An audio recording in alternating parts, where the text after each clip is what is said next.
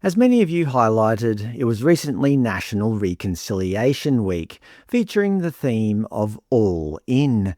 You may have seen the ads and billboards plastered everywhere promoting an event that purportedly celebrates Indigenous history and culture, while encouraging you to think about the next steps you'll take to be all in at work, school, and in your community. I'm not sure exactly how much public money was spent on these corporate ads, but you can be certain you ultimately paid for it through your taxes. It's odd when you think about it. This is just one of the weeks dedicated to Aboriginal history and culture in Australia, with NAIDOC Week right around the corner, sporting the theme of 50 years of deadly, not to mention a calendar full of other culturally significant days. Yet a single day to celebrate modern Australia, Australia Day, is routinely framed as inherently problematic and divisive. You may remember back in 2008 when then Prime Minister Kevin Rudd delivered that much-hyped formal apology in Parliament to the stolen generations. Do you think a single historic sorry was going to be enough? No, don't be stupid. Every year on May 26th, the nation is expected to observe National Sorry Day, apologising all over again for wrongs that nobody alive today actually committed. Yeah, it's completely illogical, but then again, logic doesn't keep a multi-million-dollar grievance industry funded, does it? If you think this is all just innocent, easy to ignore rhetoric, think again. It is actively reaching our youngest children. Far from being an isolated incident, a viewer recently sent me a photo from an Australian daycare, I won't say exactly where, showing an activity given to a 3-year-old girl. She was instructed to colour in paper handprints pre-printed with the words, "We are sorry." Now, a 3-year-old can barely write her own name, let alone comprehend a complex historical apology. Of course, a toddler will happily colour in anything you put in front of them, but she has absolutely no idea what she is actually doing, let alone any knowledge of events that occurred decades before she was born.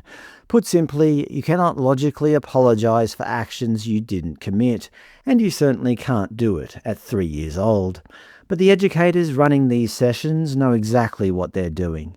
This isn't teaching history, it is a textbook example of indoctrination, which is defined as the process of repeating an idea or belief to someone until they accept it without criticism or question. Getting toddlers to mechanically go through the motions of an apology they can't understand can only be described in one way. It is deliberate, state-sanctioned conditioning designed to hardwire manufactured generational guilt into the next generation. If we saw this happening in any other country, for instance, if we saw a classroom of toddlers in North Korea being handed colouring sheets of Supreme Leader that read, "We cannot live without you, Father," or the anti-Western slogans given to little boys that read, "Let's destroy the imperialist bastards," we wouldn't hesitate to call it exactly what it is: blatant psychological engineering.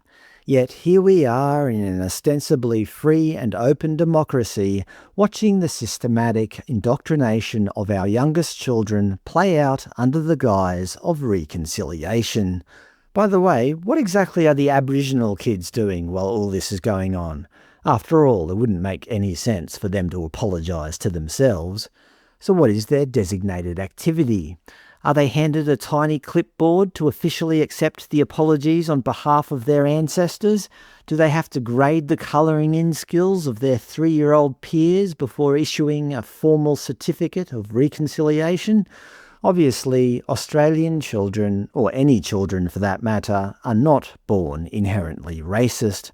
But unfortunately, we now live in a country where they are actively taught to see race, systematically divided into rigid racial categories by a class of bureaucrats who don't care about the long-term impact on the kids, and certainly don't care about a unified future. They only care about preserving the grievance.